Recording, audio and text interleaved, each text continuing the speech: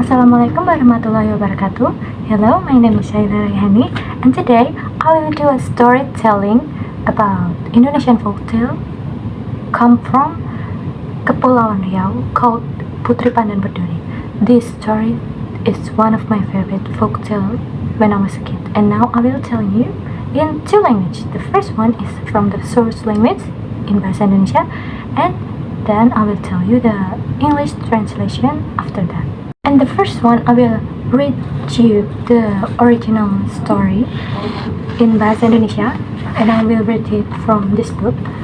This is the same book that I had since I was 6, and now I will read the original story from this book. So, let's the story begin. Putri Pandan Berduri, Kepulauan Riau.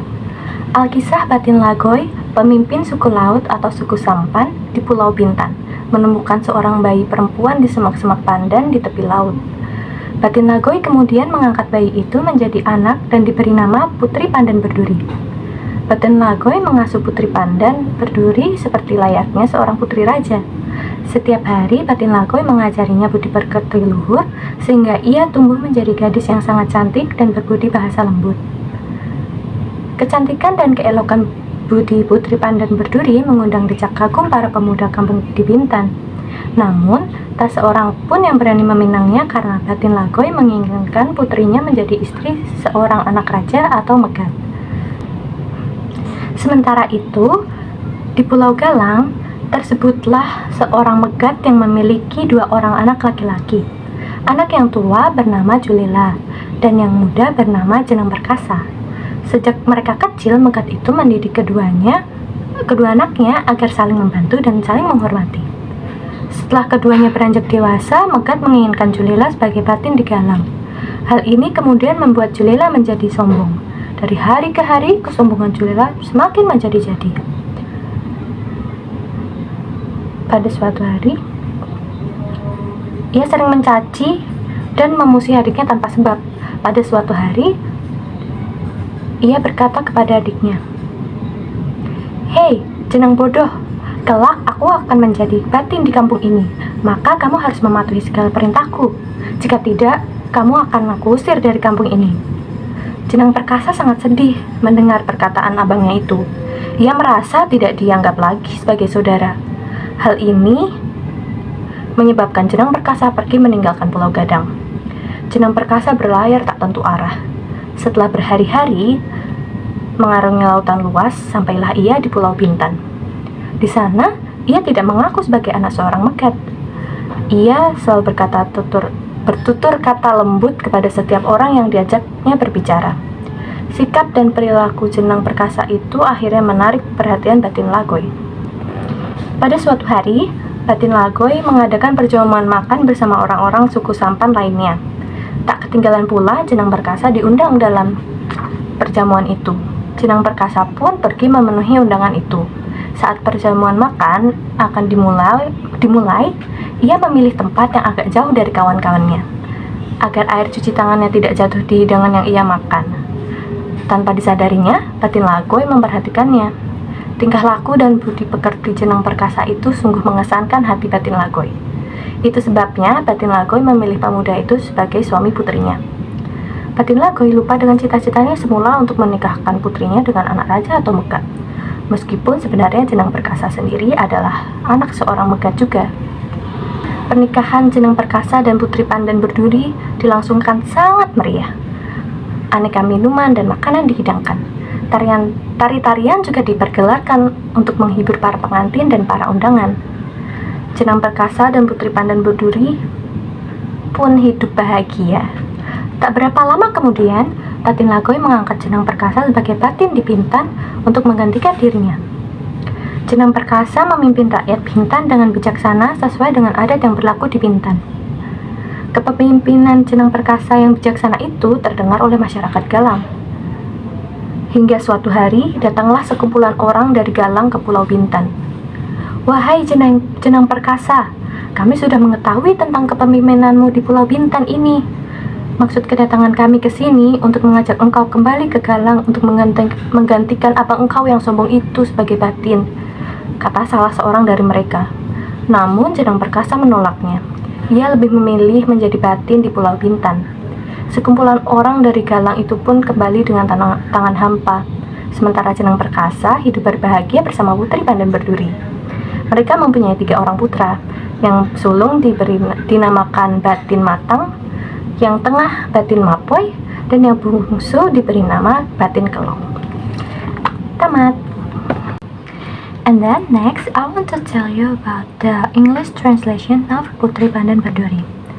So, let's the story begin. There was a story of Batin Lagoy, the ruler of Lao tribe or Sampan tribe in the Bintan Island, who found an infant in a pandan bush near the shore. Batin Lagoy then raised that infant as his daughter and called her Putri Pandan Berduri. Batin Lagoy raised Putri Pandan Berduri as she was a daughter of a king. Every day, Batin Lagoy taught her how to behave, and she then became a very beautiful and well-mannered young lady. Her beauty and well-behaved caught many attention from many young men in the Bintan village. Yet, no one has the nerve to marry her, because Batin Lagoy wants her to marry a prince or a nobleman. On the other side, in the Galang Island, there was a nobleman who had 2 sons. The eldest was named Julela and the youngest named Jenang Perkasa. Since they were a child, the nobleman always taught them how to always help and be respectful towards each other. After they both grew older, the nobleman wants Julela to be the ruler of Galang. This makes him an arrogant person. As days passed, his arrogance became more and more stronger. He insulted and became hostile toward his younger brother without any reasons. One day, Julela yelled to his younger brother, "Hey, stupid Jenang! One day I will become the ruler of this town, so you need to obey all of my commands. If not, then I would banish you from this town." Jenang Perkasa felt betrayed by these words of his older brother. He doesn't feel respected as his brother anymore. Then, this made Jenang Perkasa leave Galang Island. Jenang Perkasa sailed without any destinations. After days sailed through the oceans, he arrived on Bintan Island. There, he never claimed to be the son of a nobleman. He always spoke properly and kind to everyone that he passed by. His behavior and well-mannered then made Jenang Perkasa catch the attention of Batin Lagoy. One day, Batin Lagoy held a banquet with the other people of Sampan tribe. Undoubtedly, Jenang Perkasa also got invited to this banquet, which Jenang Perkasa respectfully attended this banquet. When the event began, he chose to sit a little further from his friend, so the water of his hand, the wastewater that after washing his hand, did not fall into the dishes that he ate. Without noticing it, Batin Lagoy has been watching him this whole time. His act and manner catch the heart of Batin Lagoy. With this reason, Batin Lagoy chose him to be his daughter's husband. Batin Lagoy forgot about his ambitions to marry his daughter with a prince or a nobleman, although Jenang Perkasa himself is actually also a son of a nobleman. The wedding of Jenang Perkasa and Putri Pandan Berduri was held gloriously. Many drinks and food were served. Dances also were performed to entertain the newlywed couple and the guests. Jenang Perkasa and Putri Pandan Berduri lived together happily. Not long after that day, Batin Lagoy finally crowned Jenang Perkasa as his heir. Jenang Perkasa ruled the people of Bintan with wisdom as in the culture of Bintan itself. His wife and sovereignty was heard by the people of Galang, until one day there was a group of people who come from Galang to Bintan Island. "Oh, Jenang Perkasa, we have already heard about your wife's sovereignty in this Bintan Island. We come here to ask your highness a favor to go back to Galang and take the reign of your arrogant brother as a king," said one of them. Unfortunately, Jenang Perkasa rejected. He preferred to stay as a king in Bintan Island. Then, that group of people from Galang went back to their place empty-handed. While Jenang Perkasa and Putri Pandan Berduli live happily ever after. They have 3 sons.